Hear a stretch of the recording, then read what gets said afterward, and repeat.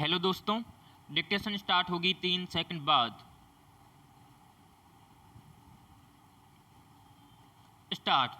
उपाध्यक्ष महोदय, जनता पार्टी की आर्थिक नीति के बयान में कहा गया है कि प्रत्येक कार्यक्रम को क्रियान्वित करने में गांव के स्तर से लेकर प्रशासन के उच्चतम स्तर तक जनता के सहयोग और साझेदारी की व्यवस्था की जाए।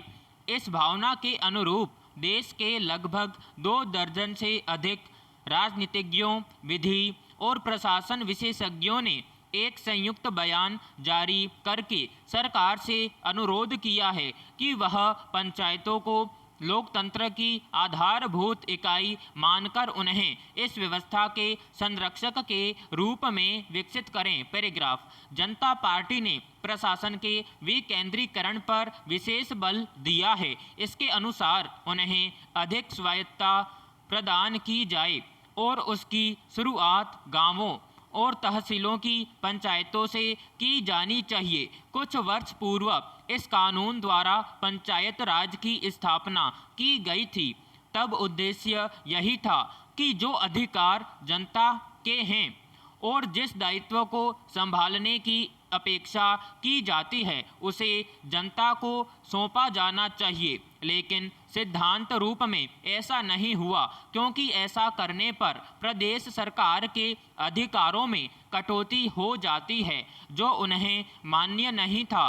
प्रदेश सरकार के पास जो वित्तीय और प्रशासनिक अधिकार थे उनको वे गांव पंचायतों को नहीं देना चाहते। उन्हें इस व्यवस्था में सबसे बड़ा खतरा यह नजर आया कि नेतृत्व 20% शहरी हाथों से निकलकर 80% देहाती हाथों में चला जाएगा। यही वजह थी कि गांवों की बराबर उपेक्षा होती रही और गरीबी तथा बेरोजगारी बढ़ती गई। लेकिन अब वर्तमान लोकसभा तथा जनता शासित प्रदेशों में ग्रामीण प्रतिनिधित्व 1/3 से भी अधिक हो गया है। जनता पार्टी के नेतृत्व, विचार और व्यवहार से भी यह सच्चाई उजागर होती है, जिसके लिए वे बधाई के पात्र हैं। अब आवश्यकता इस बात की है कि गांवों में विकास की गति को और तेज किया जाए, क्योंकि गांवों के विकास से ही शहरी विकास में संतुलन कायम किया जा सकता है। पैराग्राफ। अध्यक्ष महोदय, हमारे दल ने असम राज्य की समस्या को जिस रूप में समझा है उसको हमारे दल के नेता ने इस सदन में अपने भाषण में स्पष्ट रूप से यह कह दिया है।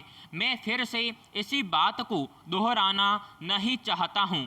मैं इस बात से पूरी तरह से सहमत हूँ कि यह समस्या एक गंभीर समस्या है और देश की एकता के लिए, देश की आर्थिक स्थिति के लिए यह एक कठिन समस्या बनी हुई है। कुछ दल इस समस्या को और भी बढ़ाना चाहते हैं, इसमें कोई शक नहीं है, लेकिन हमारा दल और हम लोग इस बात के खिलाफ हैं। आप और हम भी यह जानते हैं कि कुछ विदेशी शक्तियां, जिनकी चर्चा सदन में भी हो चुकी है, यह सभी काम कर रही हैं। यह समस्या न केवल असम राज्य में है, बल्कि धीरे धीरे यह देश के अन्य कई राज्यों में भी पैदा हो रही है। ऐसी विदेशी शक्तियों की यह इच्छा है कि यह देश सदा के लिए अलग अलग हिस्सों में बंट जाए। पैराग्राफ। अध्यक्ष महोदय, इस बारे में हम सरकार के साथ हैं। हम अपने देश की एकता को किसी भी कीमत पर भंग नहीं होने देंगे।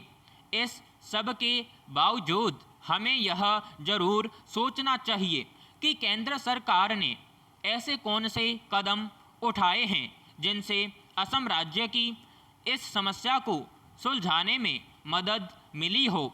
इस सदन के मेरे एक माननीय सदस्य कह रहे थे कि असम की आर्थिक स्थिति का लाभ उठाकर ये सभी शक्तियाँ वहाँ पर अपना काम कर रही हैं।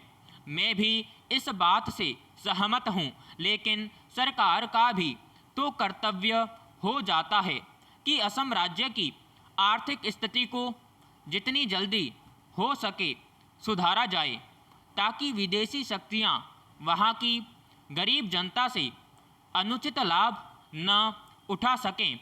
मुझे याद है, असम राज्य के मुख्यमंत्री जी ने बताया था कि असम राज्य के जो उन्नति के साधन हैं वे बड़े पैमाने पर बाहर चले जाते हैं, और इस ओर उन्होंने केंद्र सरकार का ध्यान भी आकर्षित किया था। लेकिन उस समय केंद्र सरकार ने मुख्यमंत्री जी की इस बात की ओर विशेष ध्यान नहीं दिया।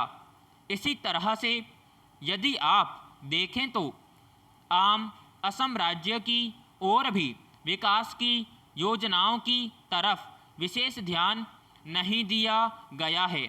यही कारण है कि असम राज्य का अब तक उतना विकास नहीं हुआ जितना कि होना चाहिए। विराम समाप्त।